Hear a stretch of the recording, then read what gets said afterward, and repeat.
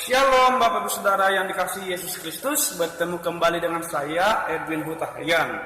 Sebelum lanjut ke video saya, jangan lupa like, subscribe, dan komen ya. Jika video saya bermanfaat silahkan di komen. Dan jangan lupa loncengnya supaya Anda tidak ketinggalan dengan video-video saya. Dan video-video yang semua yang saya upload ditonton ya, karena itu sangat bermanfaat buat kehidupan kita semua. Nah, malam hari ini Bapak Saudara kita akan membahas satu tema, yaitu tentang marah.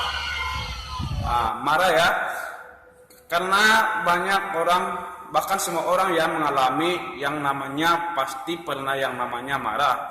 Bahkan setiap hari kita pasti pernah marah, betul nggak?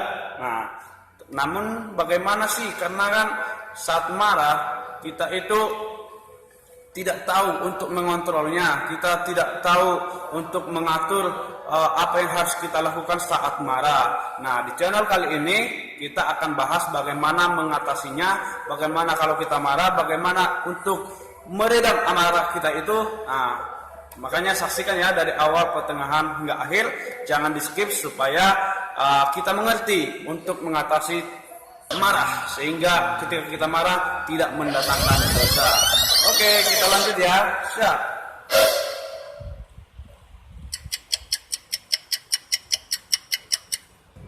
Kita perlu mengerti apa itu marah, karena banyak orang setiap hari marah tapi tidak tahu apa itu arti marah. Marah dalam KBBI artinya adalah mengalami ketidaksenangan, karena mungkin atau diperlakukan tidak pantas. Nah, sehingga mengeluarkan kata-kata kasar, kata-kata yang mencaci, kata-kata yang menghina orang lain ya, kata-kata kotor lah. Nah, ini adalah tidak boleh. Nanti kita akan saksikan apa saja yang harus kita lakukan. Nah, di sini teman-teman, kita akan melihat pengertian marah dan ekspresi orang marah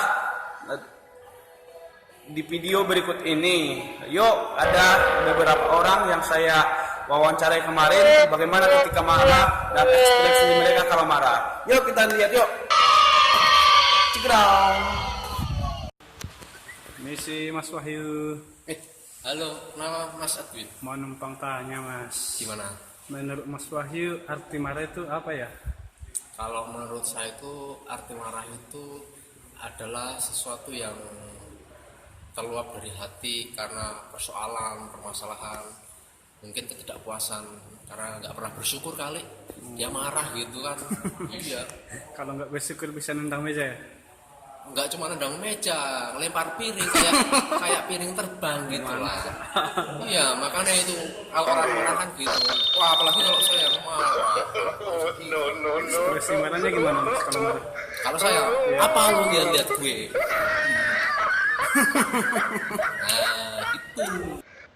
Misi Pak. Ya. Menurut Bapak arti marah itu apa ya? Marah itu suatu yang menjengkelkan, membuat emosi. Oh, jengkel ya? Ya, kita jengkel. Gimana Pak ekspresinya kalau marah? Memukul ya? Arti marah itu menurut Mas Samuel apa ya? Arti marah itu rasa jengkel atau sesuatu yang kepada teman, sehingga bisa menimbulkan kemarahan. Nah, kalau ekspresi Mas Samuel kalau marah gimana? Mas Samuel, Ya, menurut Mas Samuel arti marah itu apa ya?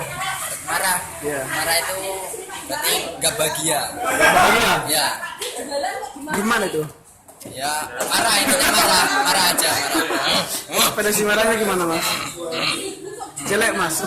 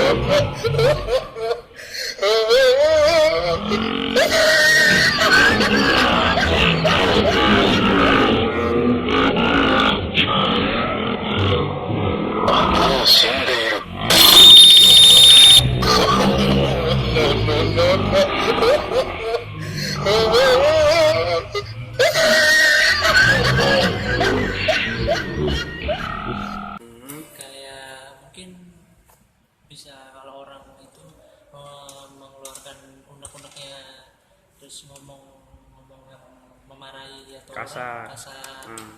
memaki gitu. Terus ekspresi marahnya gimana mas? Kalau saya marah pasti diam, Ekspresinya nggak ada. nggak ada. Oke, ekspresinya kalau marah diam guys. Nah, gimana? Kita sudah melihat kan ekspresi mereka ketika marah. Nah, teman-teman sendiri bagaimana ekspresinya ketika marah? Silakan di komen dan bagaimana tanggapan Anda tentang marah ini. Nah, kita sudah membahas, saya anggap semua sudah mengerti ya tentang marah. Nah, ketika orang marah, Bapak Saudara yang dikasihi Yesus Kristus, banyak orang tidak bisa mengontrolnya sehingga melakukan dosa. Nah, di sini kita akan melihat tentang apa yang tidak boleh ketika marah, karena setiap orang pasti pernah marah ya. Nah, kalau marah itu boleh nggak? Saya tanya, marah itu boleh nggak? Nah, kalau tidak tahu, saya akan kasih tahu, marah itu boleh dan itu manusiawi, wajar, asalkan di dalam posisi yang benar. Misalnya, saya mencuri, terus ada pemiliknya memarahi saya, itu wajar memarahi saya karena saya salah. Itu wajar ya, karena saya salah. Namun, Bapak Saudara, karena hanya dimarahi itu kan wajar. Nah, namun yang kebanyakan ketika orang marah, di sini kita akan melihat bagaimana ketika kita marah apa yang tidak boleh kita lakukan. Yang pertama, marah tanpa sebab kepada orang lain. Itu nggak boleh. Kenapa? Artinya di sini ya, marah kepada orang lain tanpa sebab. Misalnya nih, saya bermasalah dengan si A, terus saya marah sama si A nih, terus saya melampiaskan marah saya itu kepada teman saya, kepada orang lain, kepada keluarga. Nah, ini tidak boleh, ini tidak dibenarkan. Tapi kalau saya marah, saya hanya marah kepada yang saya bermasalahkan ini, saya sama si A ini, tidak boleh sama yang lain, efeknya kepada orang lain. Nah, kan kebanyakan kan kalau marah itu efeknya ke semua orang. Satu yang bermasalah, semua kena getahnya. Satu yang berbuat kesalahan, semua dimarahin. Padahal kan cuma gara-gara satu orang saja. Nah, itu tidak boleh. Kalau marah, marahlah kepada orang yang melakukan kesalahan itu atau yang tidak memperlakukan kita itu secara tidak wajar. Nah, jangan lampiaskan kepada semua orang, itu tidak boleh. Dan yang kedua adalah apa yang tidak boleh kita lakukan ketika marah. Marah mengeluarkan kata-kata kotor. Nah, karena di Alkitab dalam Efesus 4 ayat 29 saya bacakan ya.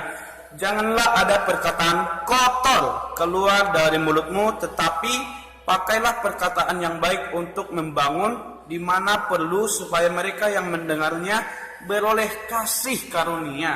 Nah, karena kebanyakan ya ketika marah itu semua keluar kata-kata kotor, kata-kata yang menghina, kata-kata yang merendahkan orang lain, kata-kata yang mencaci maki, pokoknya kata-kata yang tidak memberkati, yang tidak pantas didengar, yang seharusnya keluar dari mulut kita ini. Nah, tapi ketika kita marah, janganlah keluar kata-kata kotor, kata-kata binatang, kata-kata yang lain. Kan bisa kita saat kita marah, kamu anjing, contohnya kamu babi, contohnya diganti jadi Yesus sayang kamu, atau aku mengasihimu, aku cinta padamu, kan bisa ya sebagai sindiran juga. Jangan sampai kata-kata kotor, itu kan tidak memberkati sekali, dan itu tidak baik, dan itu tidak dibenarkan, itu tidak boleh. Nah,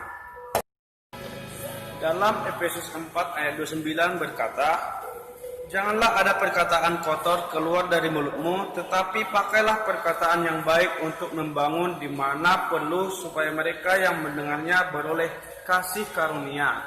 Kebanyakan Bapak Saudara orang yang marah mengeluarkan kata-kata kotor, kata-kata yang tidak baik, kata-kata yang mencaci maki, kata-kata yang menyakiti, sehingga yang penting amarahnya ini bisa terpuaskan. Nah, itu yang salah, yang nggak boleh ya. Jadi saat kita marah jangan sampai mengeluarkan kata-kata yang menghina, kata-kata yang memalukan, kata-kata yang tidak baik. Tapi saat kita marah, kontrollah itu. Biasakan diri kita mengeluarkan kata-kata yang baik, kata-kata yang memberkati, kata-kata yang mendukung, kata-kata yang memotivasi.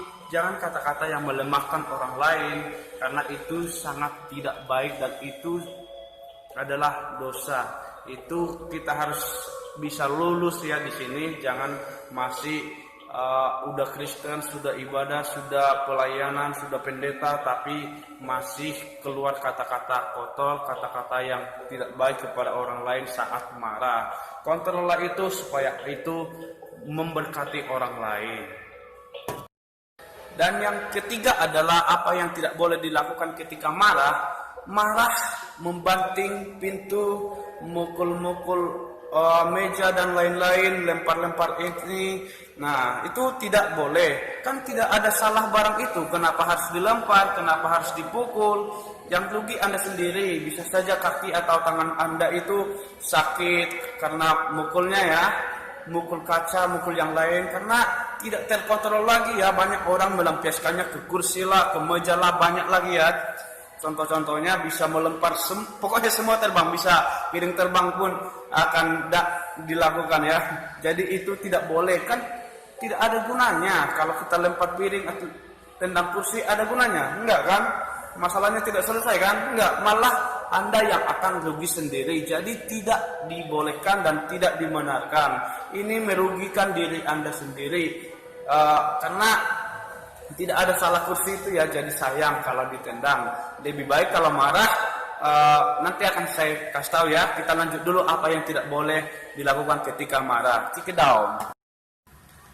Dan yang keempat adalah apa yang tidak boleh dilakukan ketika marah, yaitu merugikan orang lain. Merugikan orang lain seperti apa? Misalnya saya marah sama seseorang, saya emosi tidak bisa dikontrol, sehingga saya memukul, saya membunuh, saya melakukan rencana-rencana yang tidak baik untuk melepaskan marah saya ini kepada dia, melampiaskannya kepada orang lain ini. Nah, itu tidak boleh dan tidak dibenarkan ya. Karena apa? Saat kita marah itu, Bapak Saudara, kita harus bisa kontrol ya, jangan sampai lepas kontrol. Karena saat kita marah, yang di pikiran kita itu bagaimana supaya keinginan saya ini terwujud. Akan menggunakan segala cara demi tercapainya apa yang harus saya dapat ini. Menggunakan segala cara untuk mendapatkan yang terbaik ini daripada orang lain atau dari keluarga sendiri, Bapak Saudara. Jadi sehingga membunuh, memukul. Nah, ini tidak boleh ya, ini tidak dibenarkan. Karena saat Anda marah, itu pikiran Anda itu tidak jernih, itu tidak bersih. Sehingga yang di pikiran Anda itu ketika marah negatif saja. Makanya kita marah itu harus bisa dikontrol ya, harus bisa diatasi. Jangan sampai lepas kontrol sehingga memukul dan merugikan orang lain. Seperti yang tadi bisa lempar-lempar kursi dan lain-lain ya, itu tidak boleh. Dan yang kelima, marah dan merugikan orang lain. Ini tidak boleh ya, merugikan diri sendiri, maksudnya merugikan diri sendiri. Ketika marah, banyak orang merendah diri dan merasa tidak pantas lagi, sehingga dia mengambil jalan pintas, yaitu dengan bunuh diri. Ini tidak boleh ya. Ketika Anda marah, jangan sampai bunuh diri atau mengancamlah karena keinginannya tidak bisa diberikan orang lain, sehingga dia mengancam, saya akan bunuh diri, saya akan penggal tangan atau dan lain-lain ya. Nah, itu tidak boleh karena itu merugikan diri sendiri dan itu tidak dibenarkan. Anda marah itu merugikan Anda sendiri. Jadi kalau marah jangan sampai merugikan diri sendiri. Itu kan kalau saat Anda sadar kan Anda akan merasa menyesal. Loh, kenapa saya tadi melakukan ini ya? Kenapa saya tadi menggores tanganku ya, motong-motong tangan saya ya? Nah, jadi penyesalan datang, Bapak Saudara. Jadi ketika kita marah itu pikiran kita sekali lagi tidak jernih ya, tidak jernih. Jadi alangkah baiknya kalau marah saksikan nanti. Dan yang keenam, yang terakhir adalah ketika kita marah, jangan sampai matahari terbenam. Artinya kalau kita marah, jangan sampai matahari terbenam, jangan sampai berlarut-larut. Masalahnya sama ini, pagi atau siang contohnya. Jangan sampai matahari terbenam, artinya jangan secara terus-menerus menyimpan dendam, menyimpan kepahitan.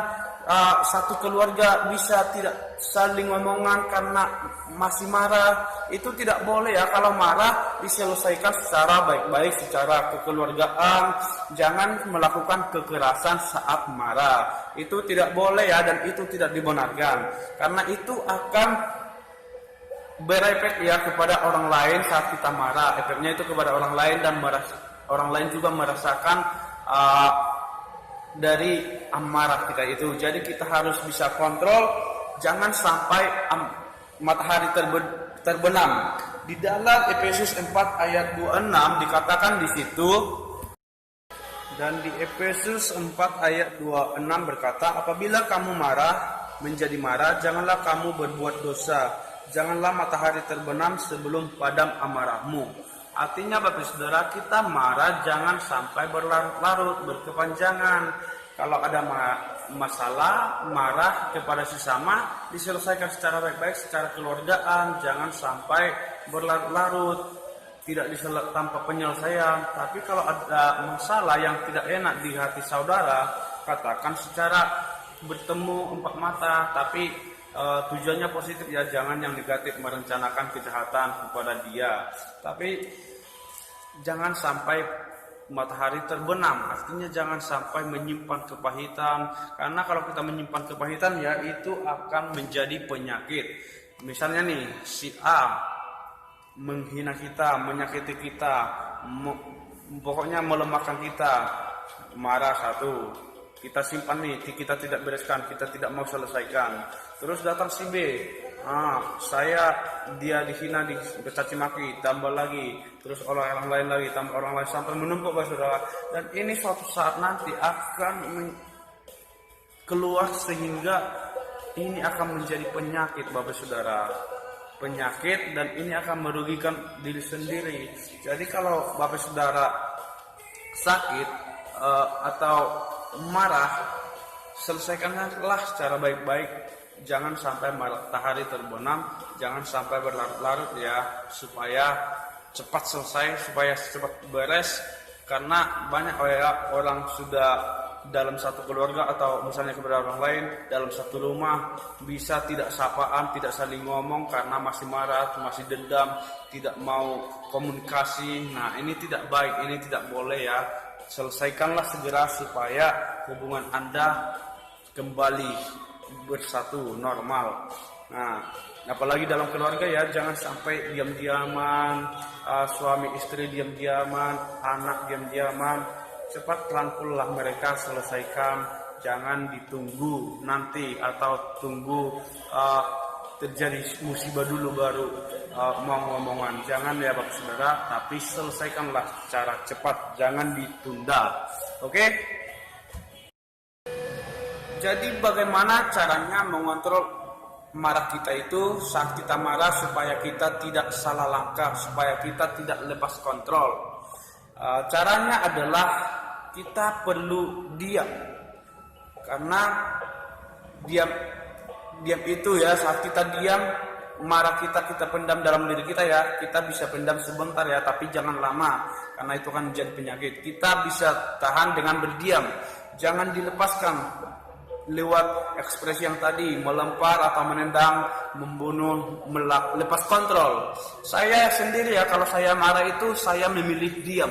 Saya memilih diam daripada saya lawan terus, saya ngomong-ngomong terus tapi tidak dihargai, mending saya diam. Saya memilih diam ya. Jadi saat saya marah, saya itu sedang diam. Jadi nanti kalau ada yang bertemu dengan saya atau yang sudah lama mengenal saya, kalau saya diam berarti itu saya marah kepada saudara. Dan yang kedua cara mengontrolnya adalah saat kita emosi, saat kita marah, untuk meredam marah kita itu kita masuk kamar, kita tutup, kita berdoa, kita doakan orang-orang yang menyakiti kita, kita melepaskan pengampunan kepada mereka. Karena firman Tuhan sangat nyata ya, sangat jelas bahwa saat kita harus mendoakan musuh kita, orang-orang yang menyakiti kita, orang yang membenci kita, memang berat, tapi itu adalah obat Bapak Saudara, itu adalah obat. Jadi saat kita bisa mendoakan orang-orang yang menyakiti kita, itu adalah obat hati kita, dan itu sangat bermanfaat ya, sangat berguna banget. Firman Tuhan ini ada di sini ada penyakit, di sini ada obat untuk mengobatinya. Jadi lengkap kalau kita menerapkan firman Tuhan ini dalam kehidupan kita. Dan yang ketiga adalah dengan gembira. Karena di firman Tuhan mengatakan hati yang gembira adalah obat. Nah, hati yang gembira adalah obat ya. Nah, kalau saat kita marah, kita sudah berdiam ya, sudah berdoa, terus kita mencari suasana untuk menyenangkan hati kita, hati yang menggembirakan kita. Bisa mungkin bernyanyi, bisa jalan-jalan ke tempat yang ramai. Yang penting jangan melakukan dosa ya, jangan sampai melakukan dosa. Tapi positifnya di pikirannya kita itu pokoknya bagaimana supaya saya lega, tidak memikirkan, tidak mengingat-ingat orang-orang yang menyakiti saya itu. Kita harus memikirkan itu, tapi jangan lagi dibawa-bawa nanti. Kita harus lepaskan ya, kita harus melepaskan pengampunan itu. Jadi itu ya tipsnya supaya bagaimana mengontrol, bagaimana meredamkan. Saat kita marah, berdiam dirilah sejenak untuk memikirkan supaya pikiran kita ini jernih ya Bapak Saudara, supaya kita tidak salah langkah, tidak merugikan diri sendiri dan tidak merugikan orang lain. Marah itu Bapak Saudara itu karena hati ya, tidak merasa enak, merasa tidak dihargai, merasa tidak terima. Semuanya marah itu berasal dari hati. Di dalam kitab Amsal 4 ayat 23 berkata, jagalah hatimu dari segala kewaspadaan, karena hati inilah yang paling penting ya. Kalau hati Anda sakit, ini akan mengeluarkan kepada pikiran, kepada otak, dan Anda akan melakukan tindakan, yaitu dengan melakukan kekerasan, melakukan hal-hal yang tidak benar, melakukan dosa Bapak Saudara. Nah, sehingga kalau kita marah, kita harus menjaga hati kita ini ya, supaya jangan menyimpan dendam, jangan menyimpan rasa sakit. Kalau kita marah, kita harus bisa mengampuni, kita harus bisa memberikan pelepasan kepada orang itu, melepaskan sakit hati kita, melepaskan amarah kita. Jangan disimpan, jangan menyimpan dendam, karena kalau saudara menyimpan dendam, itu akan menjadi penyakit. Saya ulang sekali lagi, kalau kita tidak mau mengampuni, kalau kita menyimpan dendam, itu akan menjadi penyakit di dalam tubuh kita nanti. Setelah si A melakukan marah kepada kita, melakukan dosa, tidak menghargai kita, ini numpuk, terus si B lagi datang, melakukan hal yang tidak baik kepada kita, kita marah, kita tidak mau bebaskan ini sampai menumpuk. Orang-orang yang kita simpan ini kita tidak mau bereskan, kita tidak mau selesaikan ya, kita tidak mau mengampuni, maka ini suatu hari nanti akan menjadi lama-lama jadi penyakit yang besar. bisa menyebabkan penyakit yang mematikan Bapak Saudara. Jadi hati-hati, jangan sampai menyimpan kepahitan, jangan sampai menyimpan dendam, amarah. Tapi lepaskanlah itu supaya Anda, semua kita ini selalu sehat dan saat marah melakukan hal-hal yang positif. Jadi kesimpulannya adalah marah itu boleh asalkan di tempat yang benar.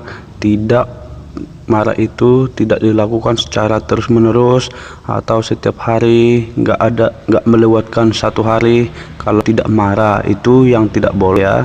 Marahlah di tempat, di waktu yang tepat, jangan marah setiap hari.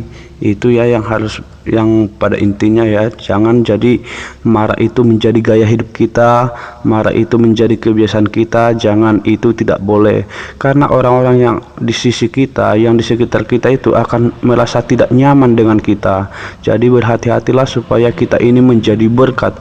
Orang yang dekat sama kita itu merasa nyaman, merasa ada sesuatu keintiman yang dekat dengan kita, sehingga mereka senang dekat dan berteman dengan kita, dan mereka ingin selalu bergaul, ingin bersama-sama dengan kita ya. Jadi jadikanlah marah itu untuk hal yang positif, untuk membuat sesuatu kebenaran ya. Jangan sedikit-sedikit marah, marah kok sedikit-sedikit. Jadi marahlah yang sewajarnya, marahlah yang sepantasnya. Jangan marah sembarangan tempat, jangan marah sembarangan. Marahlah untuk kebaikan, marahlah untuk kebaikan orang lain, diri sendiri, dan untuk semuanya. Jangan jadikan marah itu menjadi senjata, sedikit-sedikit marah atau marah menjadi gaya hidup kita. Jangan ya, kita harus sabar, merendahkan hati, merendahkan diri, jangan egois, maunya keinginannya yang harus dipenuhi oleh orang-orang lain. Jangan ya, itu tidak baik. Oke, terima kasih ya sudah menyaksikan video saya. Silakan diterapkan, silakan dilakukan ya. Ini sangat bermanfaat karena saat kita marah itu banyak salah langkah, banyak melakukan tindakan konyol, tindakan yang tidak benar. Jadi berhati-hatilah saat marah ya, jangan sampai merugikan diri sendiri, orang lain, keluarga, terutama itu hubungan kita dengan orang lain jadi rusak gara-gara kita tidak bisa mengontrol. Karena bisa ya, saat kita marah itu kita menjadi putus hubungan dengan orang lain, orang terdekat kita sendiri, orang-orang yang menyayang kita bisa putus hubungan karena keegoisan kita. Jadi saat kita marah, egois kita itu harus dilepaskan. Jangan memikirkan diri sendiri, hati kita harus kita jaga dengan menyiraminya dengan firman Tuhan. Jangan lupa berdoa kepada orang-orang yang menyakiti Anda. Berdoalah kepada mereka yang membenci, yang memfitnah, dan lain-lain. Kalau Anda mampu, sanggup melakukan itu, berdoa kepada orang-orang yang menyakiti Anda, berarti Anda sudah sembuh. Karena itu adalah obat bagi kita semua ya. Saat kita marah, saat kita menyimpan dendam, saat kita sanggup mendoakan mereka dengan ikhlas, maka itu adalah obat. Nah, terima kasih ya. Selamat malam. Jangan lupa like, subscribe, dan komen, dan bagikan kepada teman-teman Anda supaya konten saya terus maju dan berkembang. Oke, terima kasih. Semangat terus. Dukung channel saya. Shalom Elohim. Tuhan Yesus memberkati.